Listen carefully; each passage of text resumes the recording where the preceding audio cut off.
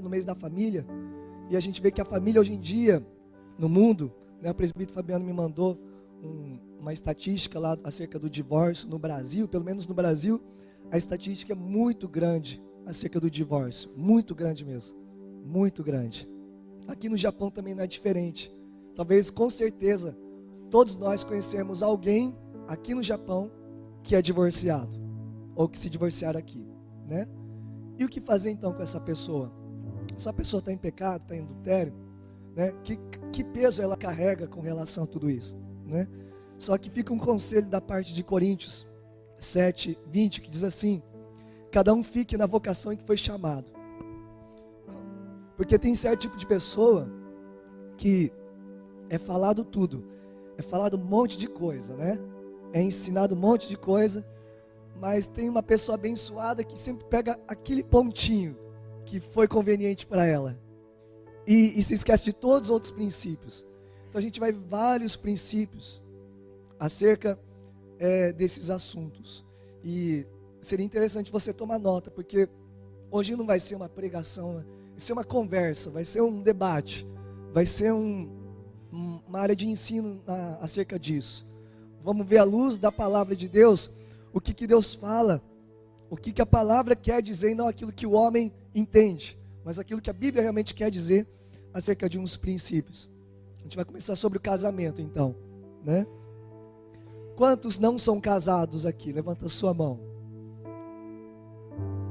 Não são casados ainda. São poucos, né? São poucos que não são casados, né? A maioria é casada, então. Sabe que casamento é uma aliança e não é um contrato. Hoje em dia as pessoas já casam pensando que é um contrato. Já casam assinando os termos, se caso se divorciar. Então os bens vai ficar para um, outros vai ficar para outro. Então a mentalidade de muitos é que casamento é um contrato. Não, mas casamento é uma aliança.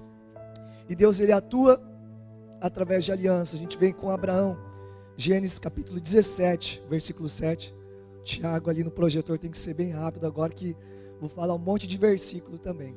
Você pode acompanhar aqui, tá? Para a gente remir o nosso tempo. Está escrito assim: estabelecerei a minha aliança entre mim e ti, e a tua descendência depois de ti, em suas gerações. Obrigado.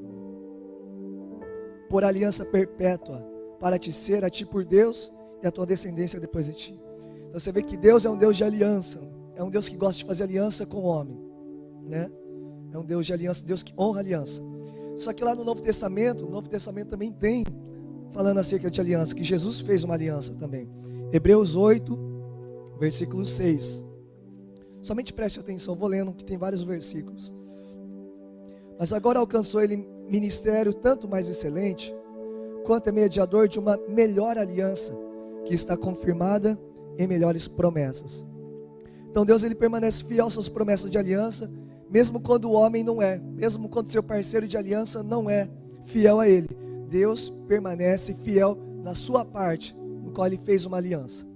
E você, homem ou mulher que fez uma aliança, ou você que fará uma aliança, você tem que ser fiel. Amém? Lá em Salmo 89, versículo 33, diz assim: mas não retirarei totalmente dele a minha benignidade, nem faltarei a minha fidelidade. Não quebrarei a minha aliança, não alterarei o que saiu dos meus lábios. Você vê que Deus é um Deus de aliança. Deus, ele não quebra a aliança. E você que é casado, talvez alguns pensam, né? Alguns pensam: é que meu casamento não é da vontade de Deus, então por isso eu quero me divorciar, né? Alguém já ouviu isso já? Eu já ouvi bastante já. Pastor, meu casamento acho que não foi de Deus, né? Pode não ter sido, porque você não buscou a vontade dele quando você casou, né? Mas só que se você fez uma aliança, você tem que honrar essa aliança, porque Deus, ele é testemunha de todas as alianças feitas, né? Malaquias 2,14 diz assim: por quê? Porque o Senhor foi testemunha entre ti e a mulher da tua mocidade.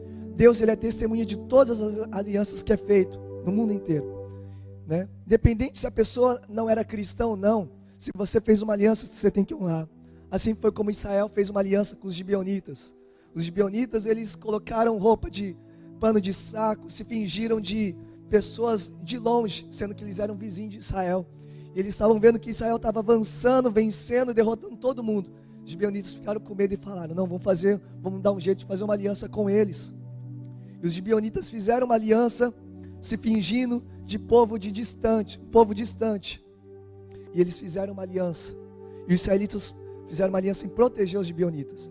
E quando os israelitas descobriram: mas você é nosso vizinho, e a gente está conquistando as cidades, como é que você fez um negócio desse? Aí foi quando inimigos ao redor tentaram se levantar contra os gibeonitas. O que Israel teve que fazer? Teve que proteger os gibeonitas, porque Israel tinha feito uma aliança com os gibeonitas. Não era da vontade de Deus? Não era. Mas Deus, Ele era testemunha daquela aliança, e eles tiveram que honrar aquela aliança que eles fizeram, né? E também, em uma aliança, a gente sempre faz votos, né? Eu amarei na alegria ou na dor, na prosperidade ou na adversidade, e serei fiel até que a morte nos separe, né? Olha o que a Bíblia diz disso. Eclesiastes 5, versículo 4 e 5. Quando a Deus fizeres algum voto, não tardes em cumpri-lo, porque não se agrada de tolos. O que votares, paga-o. Melhor é que não votes do que votares e não cumprires, né? Vê que a cerimônia de um casamento, a aliança, é algo tão sério que a Bíblia está recheada de versículos que fala acerca do casamento. Tem muita gente que pensa que é só uma festinha, é uma brincadeira, é só um memorial. Além de ser tudo isso, além de ser uma festa memorial, é algo muito sério, é uma aliança que a gente está fazendo votos diante do Senhor. Então aqui a Bíblia fala bem claro, né? Se você for fazer um voto para não cumprir, melhor não fazer voto. Mas se você faz um voto, é melhor você cumprir. Ok? Hebreus 13, versículo 14, diz assim: honrado seja entre todos o casamento. O casamento é uma honra. A família de Deus, olha só, ontem teve festinha das crianças aqui, né? E fizeram essa decoração, família, plano de Deus. Não é gostoso ver uma imagem assim, né? Pai, mãe e os filhos todos juntos? É bom, mas infelizmente, o que tem acontecido hoje em dia? A gente vai entrar para o próximo passo. O divórcio tem destruído as famílias, né? E aí que entra aqui, continuando nesse versículo, está falando que honrado seja entre todos o matrimônio, o casamento e o leito sem mácula. Mas diz: porém, aos que se dão à prostituição e aos adúlteros, Deus o julgará. Então aqui em outro versículo também fala, lá em 1 Coríntios 6, 9, fala acerca dos adúlteros também, que não herdarão o reino de Deus.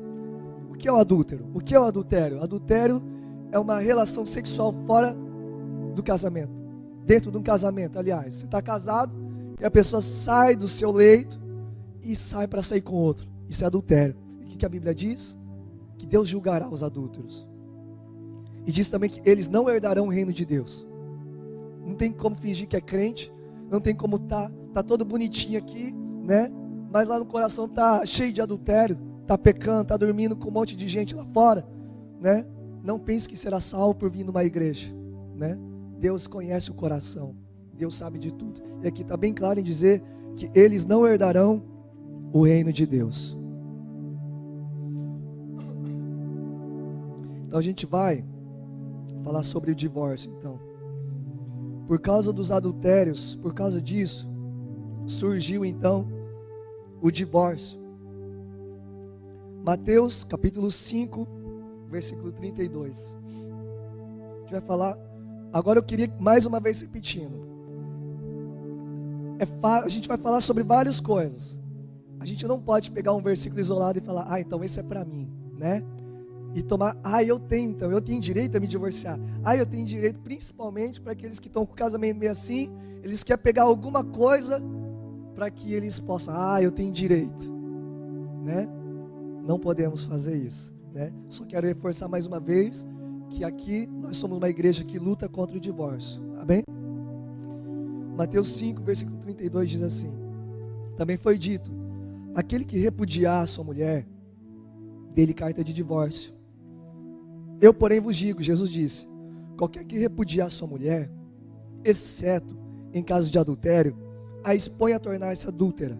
E aquele que casar com a repudiada também comete adultério. Então Jesus aqui, ele se refere a uma lei oficial de Israel acerca do divórcio, né? Essa lei a lei do divórcio já estava sendo usada há 14 séculos antes, né, acerca do divórcio. Para a gente entender sobre o divórcio, a gente precisa ir lá atrás no Velho Testamento, onde que surgiu a lei do divórcio, né? Porque os fariseus se levantaram contra Jesus para provar e perguntar acerca do divórcio, né? E lá atrás, lá no tempo de Moisés, quando essa lei do divórcio foi formulada, foi colocada, os judeus, eles se divorciavam por qualquer coisa, né? Os judeus, de repente, o judeu, ele não gostava da comida da mulher, né? Ele já tinha o direito de se divorciar. Queimou a torrada, queimou a comida, queimou o feijão, ficou bravo. Então tá, eu tenho direito a me divorciar. Os judeus faziam isso, né? Se gostasse de uma outra mulher, então eu dou carta de divórcio, tchau, eu tenho outra agora. É assim que funcionava. Mas por quê? Por causa da dureza do coração. A gente vai estar vendo aqui. Olha, lá em Deuteronômio, versículo 24, capítulo 1, versículo 2.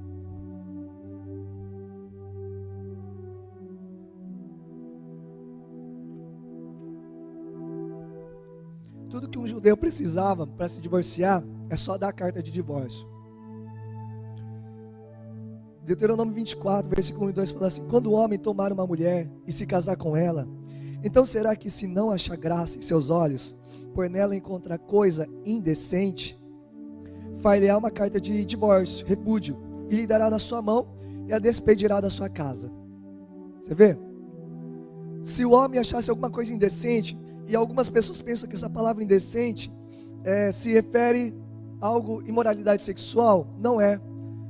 A palavra indecente aqui é no sentido de algo que não achou graça aos olhos dele, algo que não foi do agrado dos olhos dele, porque uma vez que se fosse imoralidade sexual, se fosse um adultério, né, pela lei, lá em Levítico 20, versículo 10, ela teria que ser apedrejada e morta, né?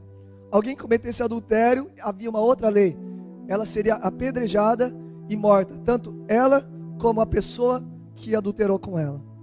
Então essa é a lei. Será que a gente vive pela lei?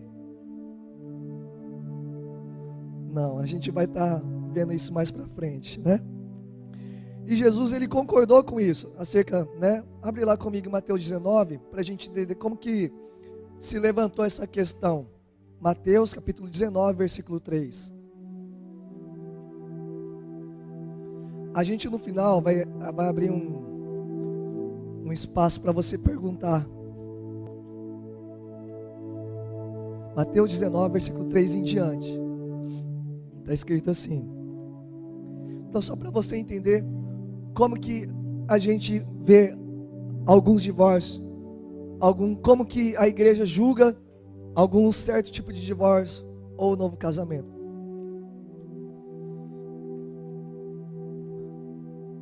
Vieram a ele alguns fariseus e os experimentavam, perguntando: é lícito ao marido repudiar sua mulher por qualquer motivo? Qualquer motivo é aquilo. O judeu, por qualquer motivo, repudiava. Então respondeu ele: não tendes lido que o Criador desde o princípio os fez homem e mulher, e que disse: por essa causa deixará o homem pai e mãe, e se unirá à sua mulher, tornando-se os dois uma só carne, de modo que já não são mais dois, porém uma só carne. Portanto, que Deus ajuntou, não separe o homem.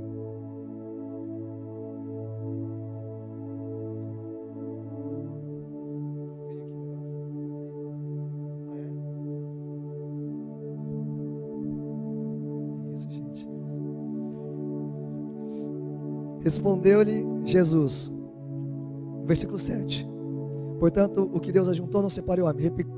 Replicaram-lhe: por que mandou então Moisés na carta de divórcio repudiar? Respondeu-lhe Jesus: por causa do quê? Da dureza do vosso coração, é que Moisés os permitiu repudiar vossa mulher. Entretanto, não foi assim desde o princípio. Eu, porém, vos digo que quem repudiar sua mulher, não sendo, exceto por causa de adultério ou relações sexuais ilícitas, e casar com outra comete adultério, e o que casar com a divorciada comete adultério também. Então você vê que nessa época em que os fariseus se levantaram, né, contra Jesus, perguntando isso, provando a Jesus, né, uma geração antes, né, dois homens se destacaram naquela época, um homem chamado Hilel e um homem chamado Shammai, né? Eles encontraram fama por crescer, por ter, ele ser perito mesmo na lei mosaica, né, os dois. Só que esse homem chamado Hilel, ele aprovava que todo mundo podia dar carta de divórcio por qualquer motivo. Agora o Shammai, esse homem Shammai, esse mestre da lei também, ele defendia que o divórcio só poderia ser dado se tivesse um adultério. E é isso que nesses dois lados opostos, né, os fariseus tentaram provar a Jesus, porque naquela época estava vivendo muito isso, esse debate acerca disso, né? Então os fariseus se levantaram e perguntaram isso. Foi quando Jesus disse, né, que por causa da dureza do coração foi dada a carta de divórcio, né?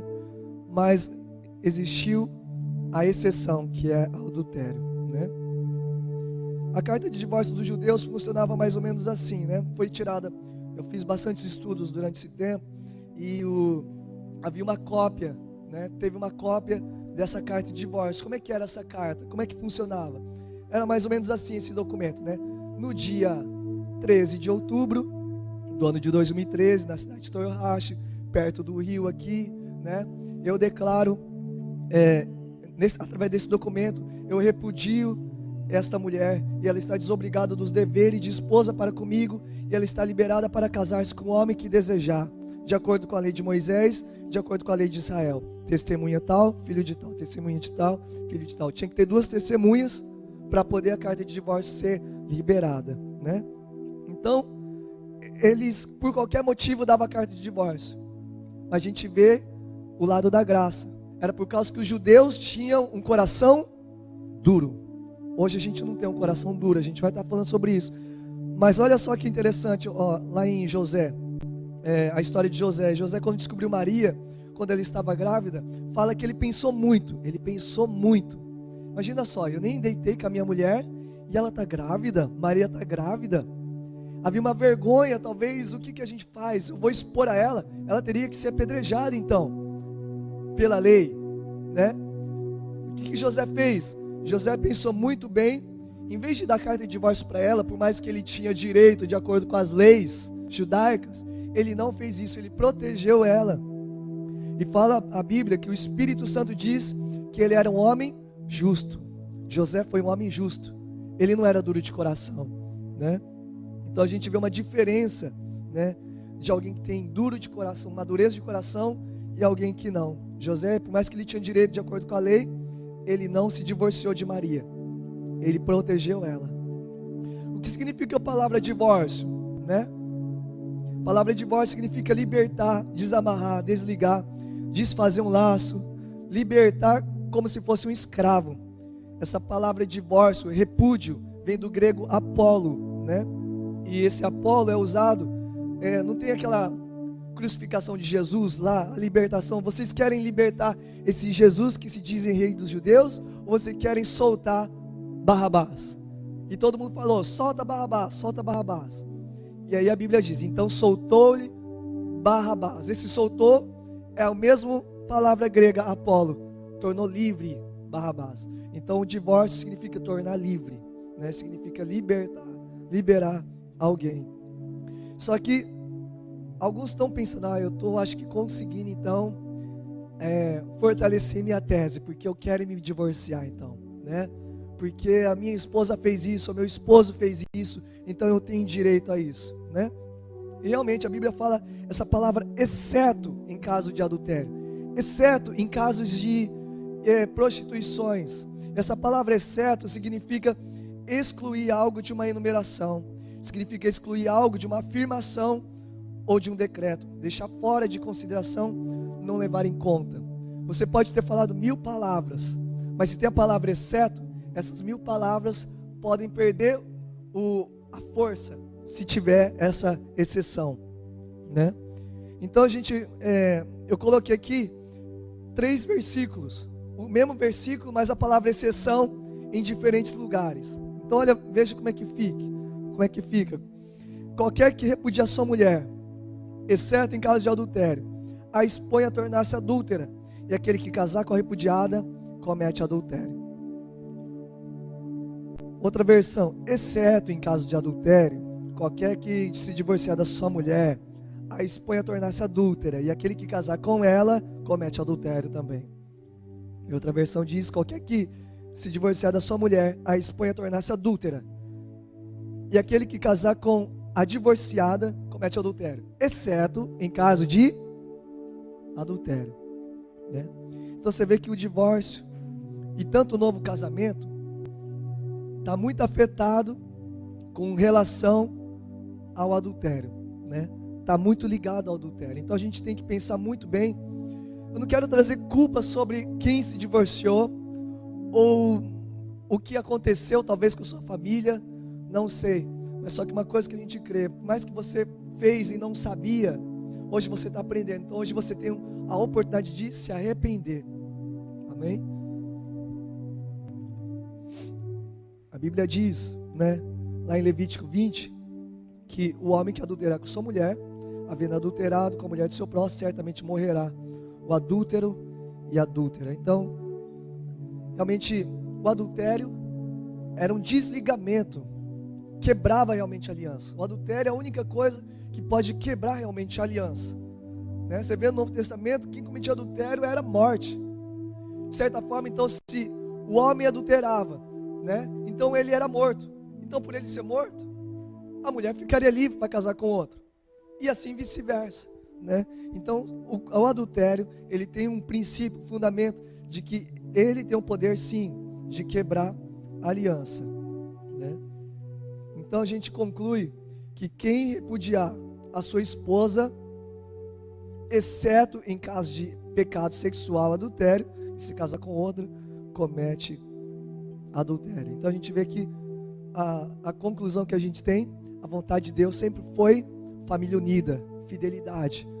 A vontade de Deus sempre foi que o homem seja um Adão, tenha uma Eva, e a Eva tenha um Adão. A gente vê que o plano de Deus lá no Éden era perfeição.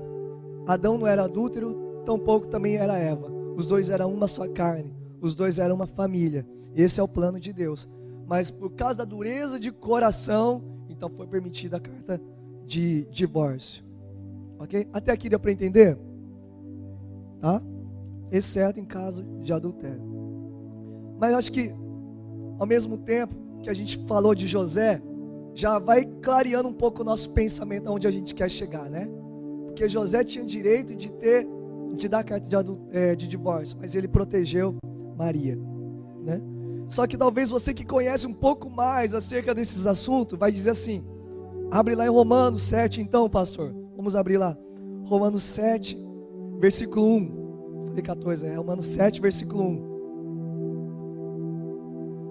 Será que a Bíblia se contradiz? Porque Jesus ele fala que, exceto em caso de adultério, então pode se divorciar. Mas olha o que a Bíblia diz aqui, ó, Romanos 7. Como é que fica então a situação? Romanos 7, versículo 1 diz assim: não sabeis vós, irmãos, ó, esse entre parênteses é chave, pois que fala aos que sabem a lei. Qual era a lei? A lei era tudo isso que a gente leu até agora, muitas leis, teria que ser morta, etc. E tal. Que a lei tem domínio sobre o homem por todo o tempo que vive, porque a mulher que está sujeita ao marido, enquanto ele viver, está ligada pela lei, mas morto o marido, então está livre da lei do marido. De sorte que vivendo o marido, será chamada adúltera, se for de outro marido, mas morto o marido, livre está da lei, e assim não será adúltera, se for de outro marido. Assim, meus irmãos, também vos estáis mortos para a lei pelo corpo de Cristo, para que sejais de outro, daquele que ressuscitou dentre os mortos, a fim de que demos frutos para Deus. Então, a pessoa que pega esse versículo de paraquedas e fala assim, não, divórcio. A pessoa se divorciou, mas aqui está falando que ele só será livre para casar com outro se a pessoa morrer. Se o pai dos meus filhos morrer, se o pai das minhas filhas morrer, aí eu serei livre, né? Por causa dessa lei que diz aqui em Romanos 7. Mas só que a gente precisa entender mais para quem que Paulo estava escrevendo isso. Ler todo um contexto, porque se você for ler todo o contexto, ele não está falando a respeito de casamento em si. Ele só fez uma analogia acerca da lei que estava ali conversando, estava ali ensinando em relação a casamento, né? Por exemplo, né, Paulo, ele se refere que a lei, a gente está morto para a lei. Então, uma vez que eu estou morto, então eu posso ir para outro, que é Jesus, né? Então, isso eu estaria livre da lei, né? Então, é nisso que Paulo está se referindo nesse versículo. Não é acerca de casamento, porque toda a Bíblia, ela não se contradiz, ela se complementa. Então, a gente não pode, por exemplo, pegar esse versículo e falar, é assim que diz isso. Mas você tem que conhecer todo um contexto histórico, conhecer tudo que a Bíblia diz a respeito disso, né? É a mesma coisa quando a gente lê os 3 evangelhos acerca da passagem do cego de Jericó. Numa passagem, fala que havia 2 cegos, né? Lá no outro livro, talvez de Marcos, fala que tinha um cego. No outro livro fala que tinha mais 2 cegos. Qual que está certo? Está se contradizendo? O que está acontecendo com a Bíblia? E uma passagem fala que eles estão entrando em Jerusalém, outra passagem fala que eles estavam saindo de Jerusalém. Será que eles se confundiram? Aí que a gente não entende, a gente não interpreta direito a Bíblia e a gente começa a duvidar do que a Bíblia diz. Mas não, a gente tem que entender que cada um escreveu, inspirado pelo Espírito Santo, por aquilo que eles viram. Talvez um livro viu que eles estavam entrando em Jerusalém e ali tinha 2 cegos, tinha um cego, não sei. E talvez o outro escritor, ele já tinha visto e analisado no final, quando eles estavam saindo de Jerusalém. E ali ele encontrou talvez 2 cegos, porque talvez um cego ali na entrada foi curado por Jesus. Então, por ser curado, talvez ele chamou outro cego, né? E lá no final, na saída de Jerusalém, havia 2 cegos. São interpretações que a gente precisa ter e não questionar o que a Bíblia fala, né? Então aqui, Paulo não está contradizendo o que Jesus disse, né? Que não pode se divorciar, tem que realmente a mulher, ela tem que morrer para ela, aliás, o marido tem que morrer para assim ela se tornar livre para casar com outro, né? Então a gente tem que tomar muito cuidado.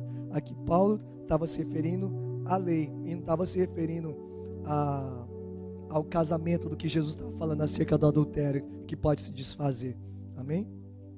Também tem lá em 1 Coríntios capítulo 7, versículo 10 e 15. Não sei se você sabe, mas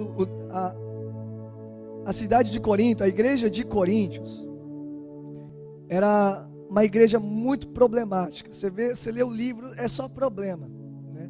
Ali na escola de ministros a gente aprende que se quisesse lembrar de uma pessoa imoral, era só lembrar dos corintianos. É assim.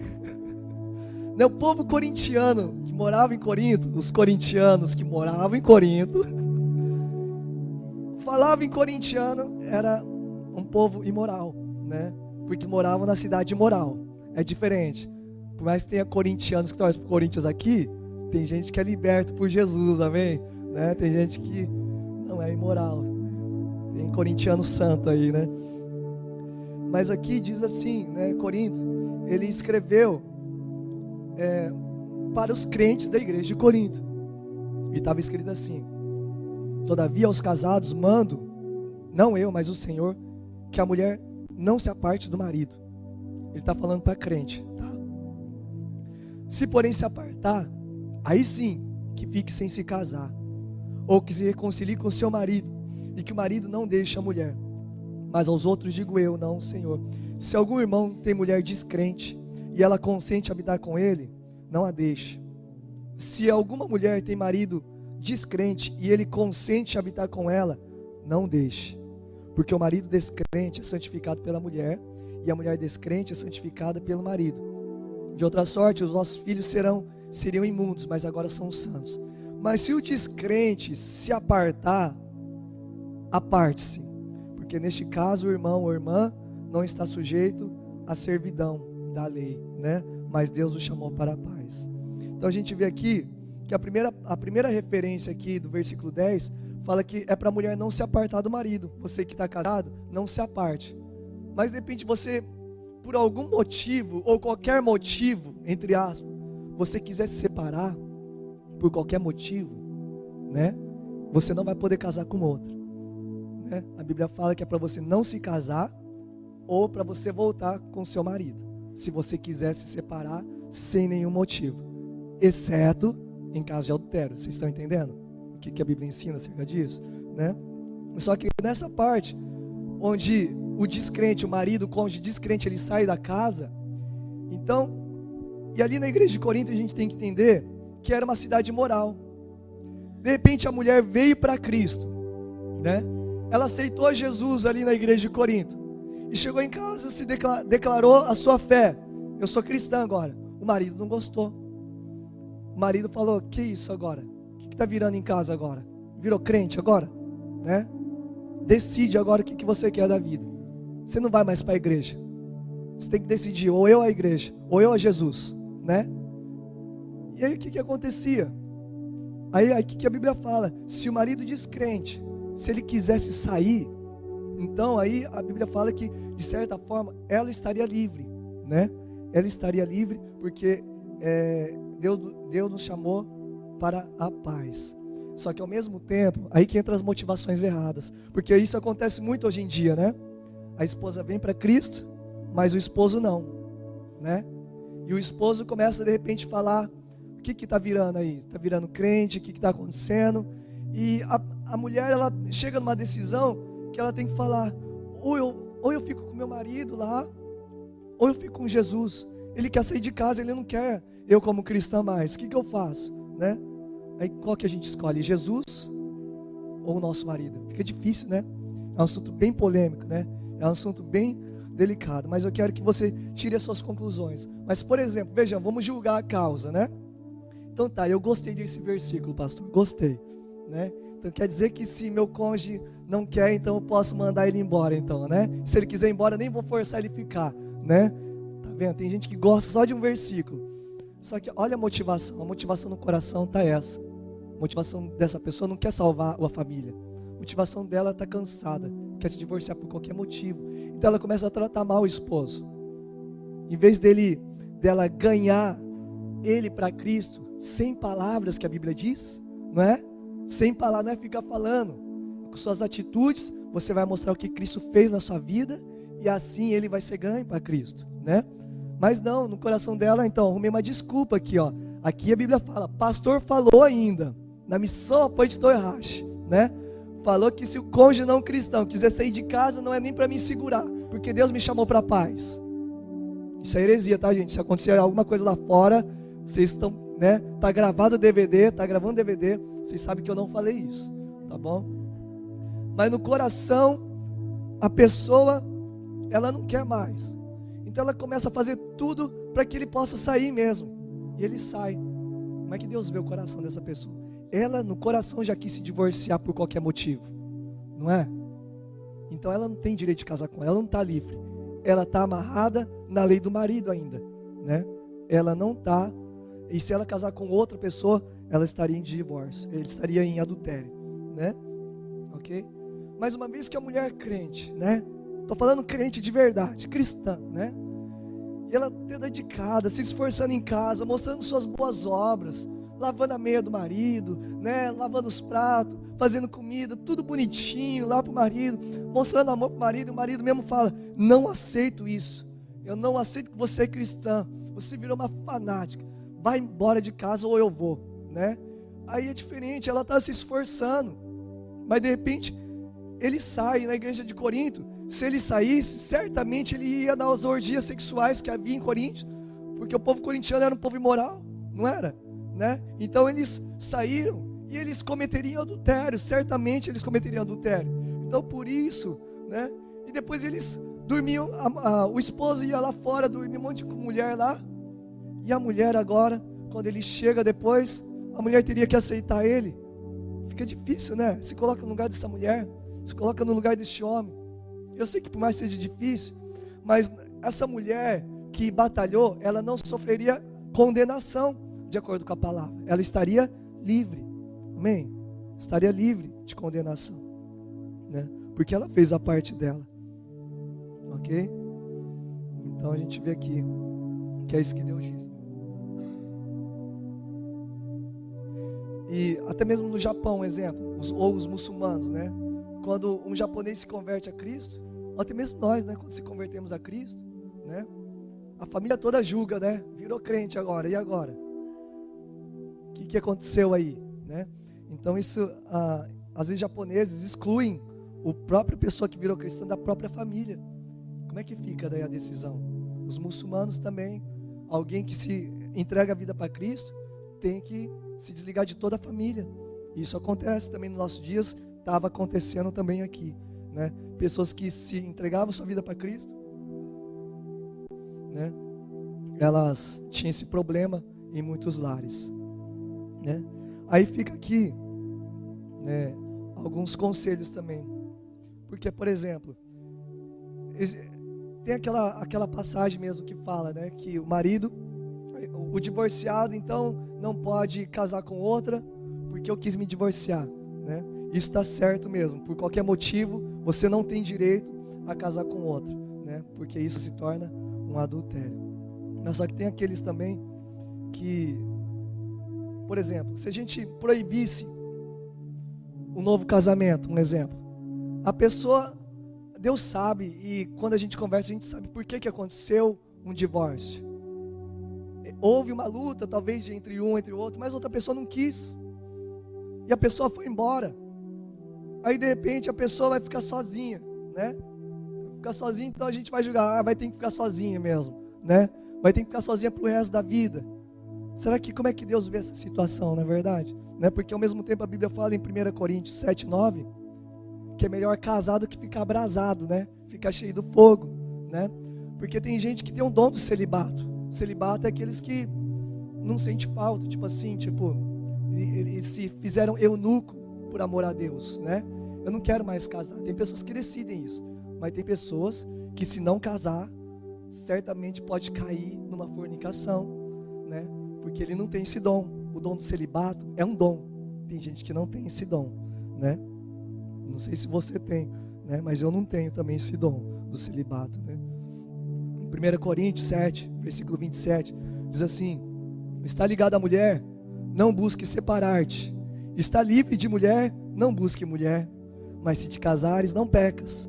E se a virgem se casar, não peca. Todavia os tais terão tribulações na carne, e eu quereria poupar-vos, né? O apóstolo Paulo fala, né, que se você casar, eu aconselho ficar sozinho, né? Mas se você casar, não peca, né? Porque tais pessoas que se casar terão tribulações na carne. Os casados sabem o que é, né? As tribulações na carne. Tribulação é as angústias, pressões do dia a dia com relação ao casamento, né? Se for solteiro não se preocupa com nada, né? Você se preocupa? Tá bom, desculpa aí. Não, mas eu digo que na Bíblia fala que os solteiros cuidam somente das coisas do Senhor, né? Mas agora os casados têm que se preocupar em como agradar o seu cônjuge e tal, né? Já é um outro nível já, né?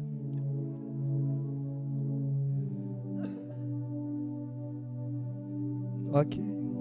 Então a gente vê que, segundo a lei mosaica, a violação da aliança, o castigo era a morte. Eles seriam apedrejados, o adúltero e a adúltera, né? Levítico 20:10. Mas, segundo a graça, o tempo que a gente vive hoje, né? Essa sentença de morte, ela não funciona mais. A pessoa não precisa ser apedrejada, né? Mas agora é dado uma oportunidade de arrependimento. Não foi assim quando os fariseus pegaram uma mulher em flagrante adultério? Trouxeram lá, olha só, essa mulher adúltera. E até Jesus falou, realmente, ela é uma adúltera e tal, né? E o que Deus falou para ela? Vai e não peques mais, né? Jesus não apedrejou ela. Jesus não julgou ela. Jesus só falou, vai e não peques mais. Então, vocês estão entendendo onde eu quero chegar? Por mais que aconteça qualquer coisa na aliança que você fez, a gente está vivendo na era da graça. A gente está vivendo não na lei. Pela lei, sim, né? Por qualquer motivo, eu achei uma coisa indecente não gostei das atitudes dele, não gostei da comida dela, tchau, vou arrumar alguém que cozinha melhor para mim, né? Vou arrumar alguém melhor para mim, que sacie os meus desejos, né? Por qualquer motivo se divorciava, né? E pela lei, se de repente adulterasse, então tá, vamos pegar uma pedra, vamos levar pro sacerdote lá, vamos apedrejar ela, vamos apedrejar ele, né? Os dois, né? Então pela lei é assim, mas pela graça, então há uma oportunidade de se arrepender. Então, embora o divórcio, né, tem uma única exceção, que é será que você adulterou por qual motivo? Ou você se divorciou por qual motivo, né? Tem alguns divorciados que a gente sabe, né? Infelizmente, por que aconteceu? Então, se de repente foi você está foi o teu cônjuge que adulterou, você não quis isso, você buscou uma reconciliação, entende? Mas ele não quis, você não pode ficar com peso de condenação. Você é livre, porque você lutou, você tentou, você em Deus se esforçou, mas a pessoa não quis, entende? Então, hoje em dia a gente vê que tem muitas pessoas que começam a julgar tais pessoas que estão divorciadas, ou que estão meio assim, ou que se divorciaram, sem saber de todo um contexto, né? Então a gente precisa entender melhor. Mas mesmo que haja qualquer coisa, a gente como igreja tem que desencorajar todo tipo de divórcio. Amém? Por quê? Porque a gente vive na época da graça, no qual deve ser revelada misericórdia, né? Cristo perdoou a mulher presa em flagrante, lhe deu nova oportunidade. Vai, não peques mais, né? Por mais que também você vê no Antigo Testamento que a lei era apedrejar o adúltero, Davi adulterou, não é? Todo mundo conhece a passagem de Davi que ele adulterou? Adulterou feio, premeditou tudo, plano para poder, né, ter a esposa de Urias, né? E mesmo assim, ele foi apedrejado? Não foi apedrejado, talvez por algumas pessoas, mas não ao ponto de morrer, né? Mas só que Deus, ele se arrependeu, e Deus deu uma nova oportunidade para ele, e ele foi escritor de vários salmos na Bíblia. Então o que você lê aí na sua Bíblia, vários salmos, é uma pessoa adúltera que escreveu, que adulterou. Jesus, mas você vê que ele escreveu aqui alguns salmos, né? Todos inspirados pelo Espírito Santo, né? Tem alguns lá, pelo menos lá no Salmo 51, né? Ali foi um momento onde ele realmente estava muito arrependido por ele ter pecado daquela forma. Então você vê que por mais que ele adulterou, lá em Salmos ele descreve o arrependimento que ele teve. Olha só lá em Salmo 51. Compadece de mim, ó Deus, depois que ele teve adultério. Compadece de mim, ó Deus, segundo a tua benignidade, segundo a multidão das tuas misericórdias, apaga as minhas transgressões, lava-me completamente da minha iniquidade e purifica-me do meu pecado, pois eu conheço as minhas transgressões e meu pecado está sempre diante de mim. Pequei contra ti somente, eu fiz o que é mal perante os teus olhos, de maneira que serás tido por justos no teu falar e puro no teu julgar. Eu nasci na iniquidade, e em pecado me concebeu minha mãe. Eis que te compraz na verdade no íntimo, e no recôndito me fazes conhecer a sabedoria. Purifica-me com risoto, e ficarei limpo. Lava-me, e ficarei mais alvo que a névoa. Faz-me ouvir júbilo e alegria, para que exultem os ossos que esmagastes. Esconde o rosto dos meus pecados, e apaga todas as minhas iniquidades. Cria em mim, ó Deus, um coração puro, e renova dentro de mim um espírito inabalável.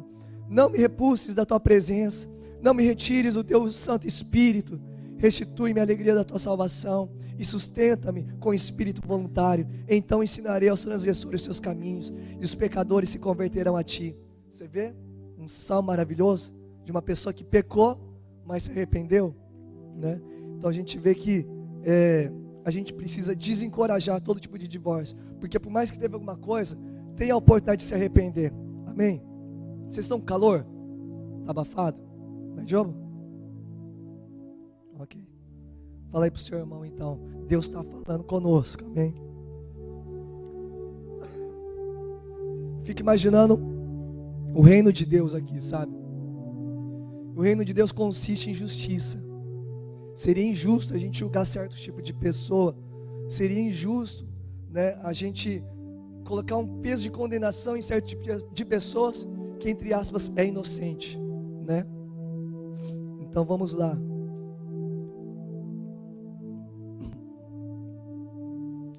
Paulo, ele encorajava a restauração, né? Fala lá que se você se apartar, que se reconcilie com o seu marido, né? Então por isso a gente deve desencorajar todo tipo de divórcio. Por que a gente precisa desencorajar também todo tipo de divórcio? Porque ao mesmo tempo que você chama, você pega essa exceção, eu tenho direito a essa exceção, mas é meio ligado, fica meio ligado, porque você está fazendo justiça com suas próprias mãos. É diferente de alguém que adulterou e esse alguém não quer mais nada. Então você não vai ficar forçando nada, porque a pessoa não quer mais nada. Então você é livre. Mas se a pessoa quer reconciliação, a gente precisa dar um braço de misericórdia e graça. Amém? E a gente precisa desencorajar também, porque as crianças que são vítimas de divórcio, elas são uma das criaturas mais tristes que pode haver na terra, né? É o que quebra muito os valores no coração dela, né? Talvez ele quer ver pai e mãe presente, e uma vez que ele não vê isso, isso é quebrado dentro dele. E a gente vê as estatísticas que o presbítero Fabiano me mandou também. Lá fala as estatísticas. Em nome de Jesus, na sua vida não vai acontecer isso, amém? Que algo aconteceu, mas é o que a gente precisa analisar e levar a sério o casamento então que a gente tem hoje, né? Para a gente não quebrar a nossa aliança, não querer o divórcio na nossa vida, amém? Elas nunca mais são as mesmas depois que há um divórcio. É quebrado vários princípios, né? Mas é claro que Deus, ele pode restituir todas as coisas, né? Deus pode dar graça abundante, né? E as estatísticas falam que as crianças que têm os pais, de repente, divorciados, eles têm a probabilidade muito maior de ter problemas em relacionamentos, né? Porque de repente eu vi meu pai, eu vi minha mãe brigando direto. Por que eu vou querer relacionamento? Meus pais ficam brigando o tempo todo, né? Eu não vou ficar querendo também me casar mais, nem quero casar mais. Gera traumas, porque viu referências, né? Então isso vai quebrando, vai acontecendo muita coisa no coração do filho no qual os pais foram divorciados. Então a gente precisa desencorajar todo tipo de divórcio, porque uma vez que a gente está pensando em divórcio, cá entre nós, né? Eu estou pensando em mim mesmo, não é? Por que você quer se divorciar? Porque meu cônjuge não me satisfaz, não é? Porque não está acontecendo do jeito que eu quero em casa, não é? Você está pensando em quem? Você? Está pensando no seu filho? Está pensando em Deus? Em quem você está pensando? Entende? Uma pessoa que talvez pense em divórcio, quer se divorciar, ela está pensando só em si mesmo. Porque se você pensar em Deus, se você pensar nos seus filhos, ou nas pessoas que estão ao seu redor, acho que você vai pensar 3 vezes mais, né? Acerca do divórcio, né? Então, de certa forma, o divórcio é um egoísmo, né? E também, caso se você se divorciar, até mesmo se você tenha direito de se divorciar, com a exceção do adultério, tá bom, você vai ter direito a um novo casamento. E se você for a um novo casamento, os problemas podem aumentar muito. Por quê? Porque já tem um filho da outra ali. Agora eu tenho esse filho aqui, eu tenho que dar pensão para ela, eu tenho que cuidar da minha família. E agora vira aquela bagunça toda, aquela competição talvez entre famílias. Por que você dá para ele lá e por que você não dá para os nossos filhos aqui agora? Fica aquela bagunça toda, né? E fica, a gente conhece, sabe? A gente não é nenhuma criança, a gente sabe como que é complicado o segundo casamento. E a probabilidade também, tem uma estatística, que o segundo casamento, para as pessoas que se casaram por qualquer motivo, né?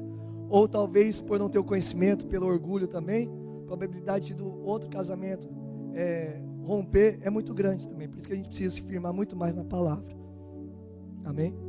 E o divórcio também, ele acaba encorajando outras pessoas a se divorciar, né? Ah, a irmã lá da igreja se divorciou, por que eu não posso também, né? Ah, outra pessoa também, meu casamento tá assim, quer saber? Tá vendo, ela tá feliz lá. Então, feliz entre aspas, né? Eu vi uma matéria no Fantástico lá essa semana, que a mulher de 40 anos está falando, a gente tem que ser feliz, né? Me divorciei porque a gente tem que ser feliz, né?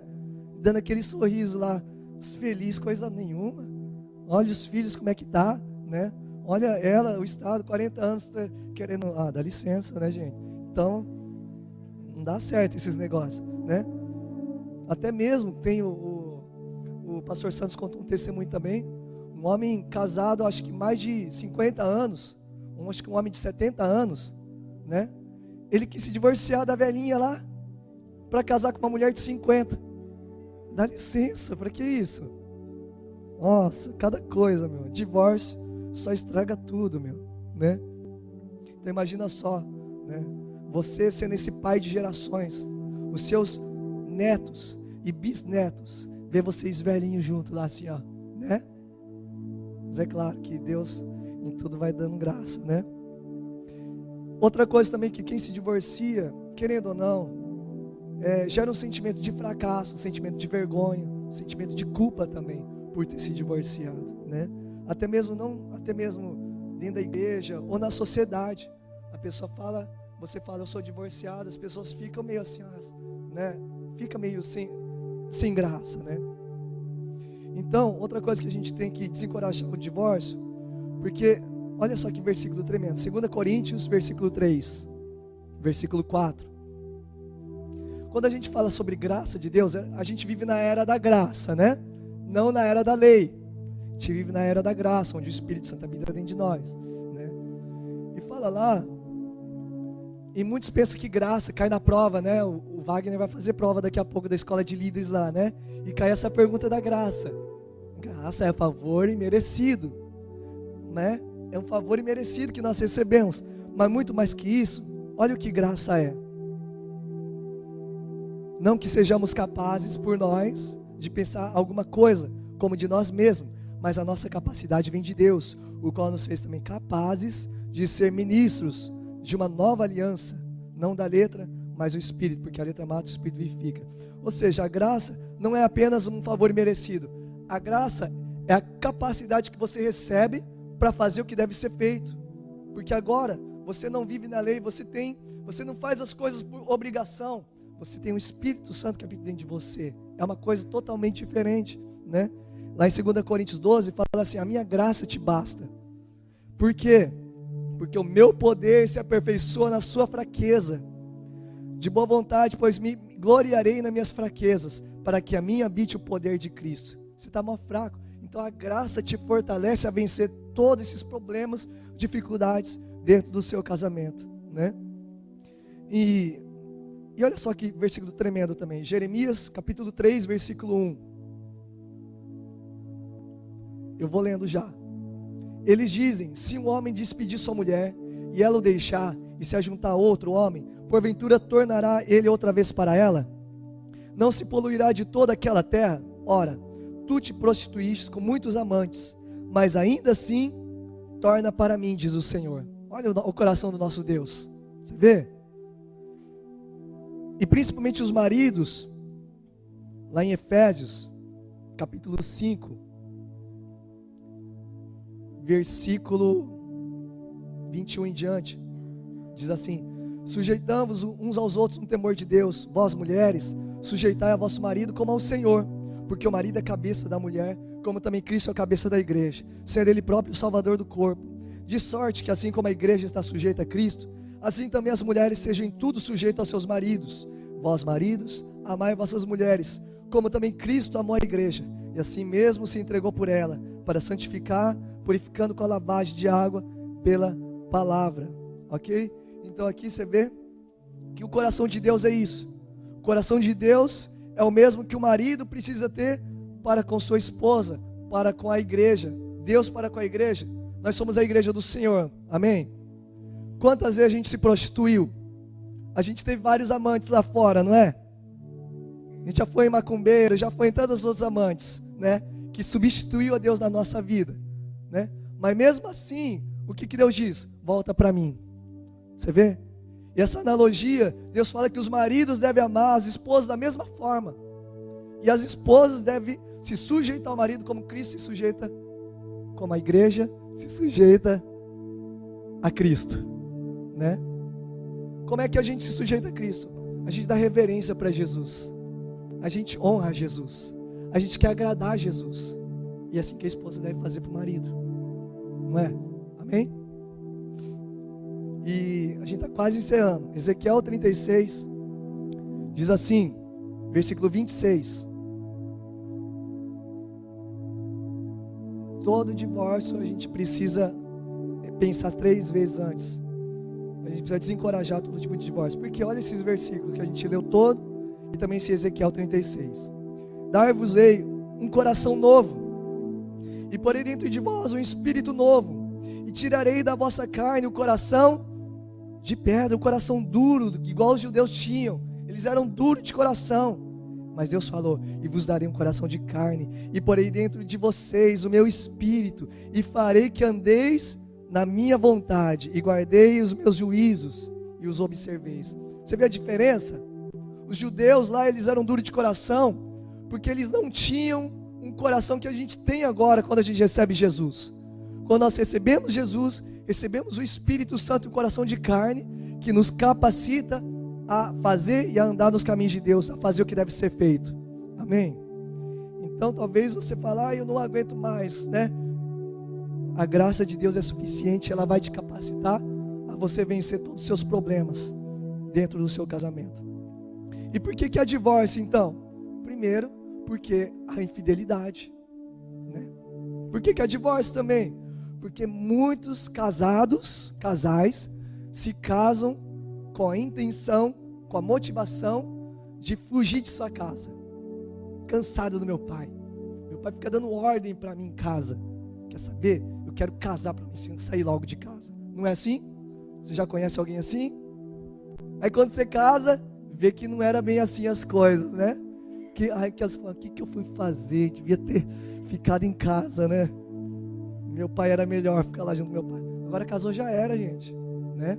Até que a morte separe, né? Outra coisa também, por que há divórcios? Dificuldades financeiras também influenciam muito acerca dos atritos dentro do divórcio, né? Então, o casamento é como se fosse um comércio, entre aspas. A gente precisa calcular as entradas e as saídas. A gente precisa investir algumas coisas para que as nossas finanças do nosso lar possa romper, possa arcar com o orçamento. E a gente tem que viver de acordo com o nosso orçamento, sim ou não, né? Tem gente que gasta mais do que pode, né? Ou tem gente, de repente, que, não, sei lá, tem que fazer alguma coisa para a gente suprir a necessidade do nosso casamento financeiro, né? Então é interessante, eu tenho um aplicativo no iPhone que tudo aquilo que eu gasto, eu anoto, né? Então eu sei quanto que foi em combine, quanto dinheiro foi em restaurante, quanto dinheiro foi em compra, quanto dinheiro foi em outra coisa, né? Quanto dinheiro foi para mim mesmo, quanto dinheiro foi em oferta, tá tudo anotado, porque ali eu tenho o meu orçamento, entende? Então é interessante. Agora eu nem sei para onde vai. Ô pastor, nem sei onde vai meu dinheiro. Também você não anota, né? Agora se você anotar, você vai saber para onde está indo o seu dinheiro. E muito dinheiro eu analisei. Os Combine ganham muito dinheiro comigo, hein, gente? Foi por isso que eu dei uns cortes já. Melhor tomar um chazinho aqui, ó, que minha mãe fez, né? Do que comprar lá no Seven, né?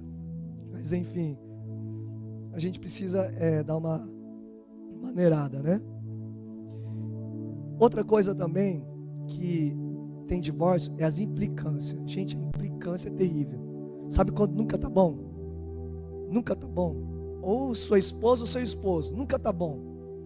Nunca tem um elogio, falando, nossa, que você é uma bênção.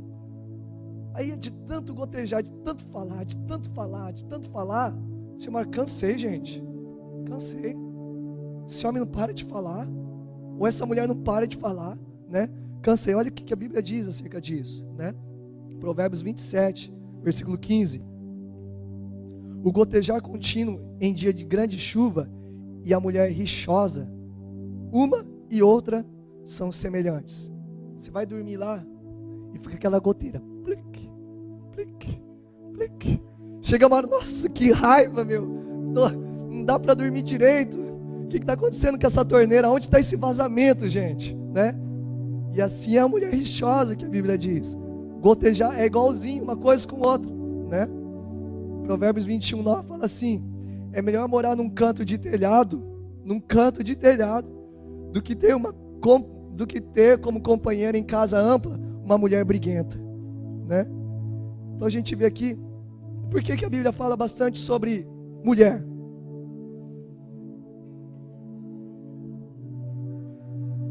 Gente, a gente está aqui falando da palavra, tá?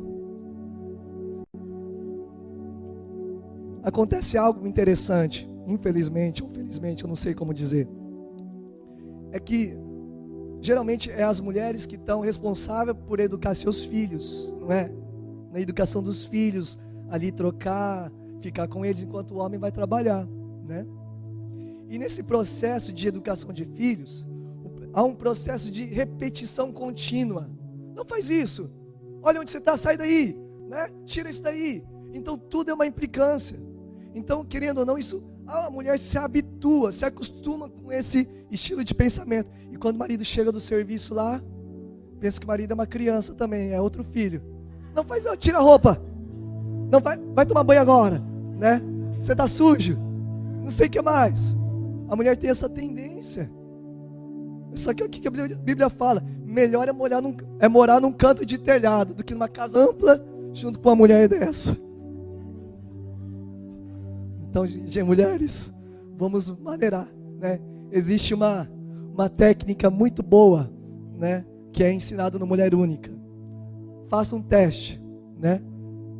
Quando você vê que seu marido está chegando, coloca um copo de água na boca e fica com água na boca. E você vê que seu marido vai ficar um anjo de pessoa. Vai ficar um amor de pessoa, né? É só um quebra-gelo, mas é algo que faz sentido, né?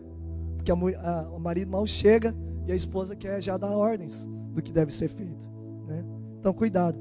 Isso, a implicância, ela destrói o ambiente familiar que deve ter dentro da família. Porque o homem, quando ele trabalha, legal, hein? Tá fazendo tradução certinho. O homem, quando trabalha, ele quer chegar em casa. Eu sempre falava assim, que o meu lar tem que ser aquele lar docilar, sabe? Não teve uma rede da família que a gente fez, lar docilar? Não sei se vocês lembram. Tem que ser um lugar de refúgio. Eu conheci já gente quando eu trabalhava lá na Canaçage, que não queria voltar para casa, por isso ficava fazendo zangueou até 11 horas da noite lá, por quê?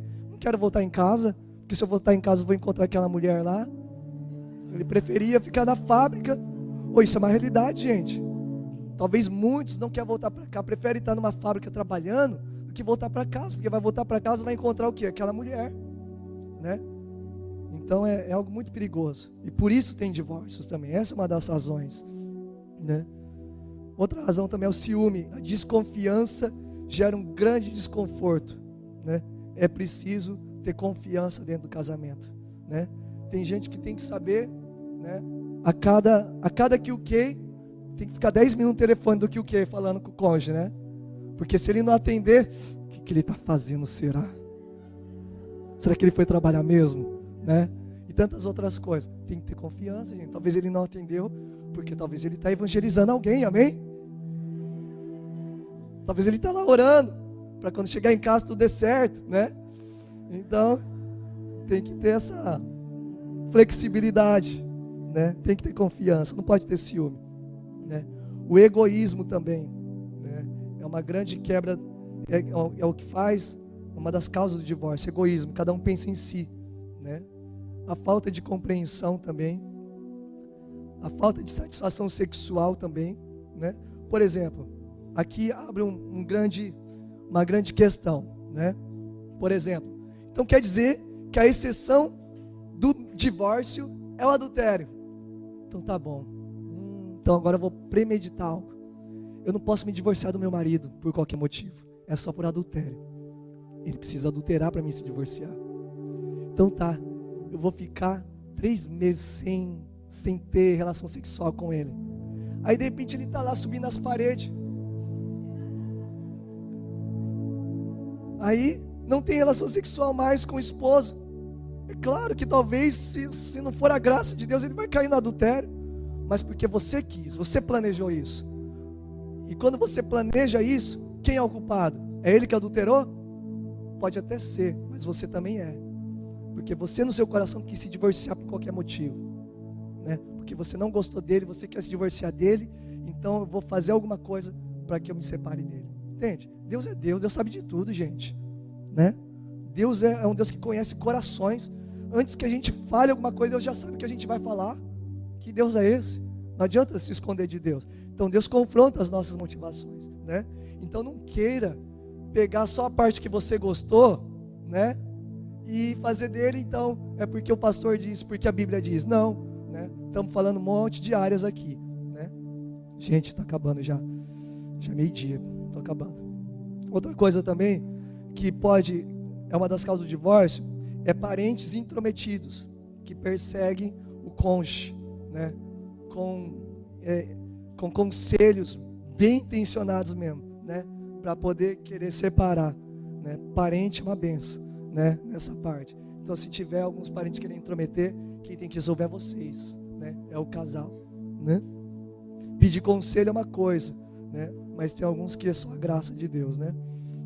E também outra coisa que é a causa de divórcio é a falta de um discipulado, é a falta de alguém para prestar conta. A gente quer lutar sozinho com meus problemas. Eu não abro meu coração para ninguém. Então tá, você vai lutar sozinho. Às vezes a nossa força própria a gente não consegue. A gente precisa de ajuda. Então a gente precisa pedir ajuda. Para quem? Lá fora? Não. Pedir para homens e mulheres de Deus que vão estar orando e aconselhando vocês. Amém? Porque lá fora eles vão falar, você tem que ser feliz, né? Tem que ser feliz, pode sair fora, né? Então é isso que eu queria conversar com vocês acerca do casamento, divórcio e o novo casamento. Aí eu queria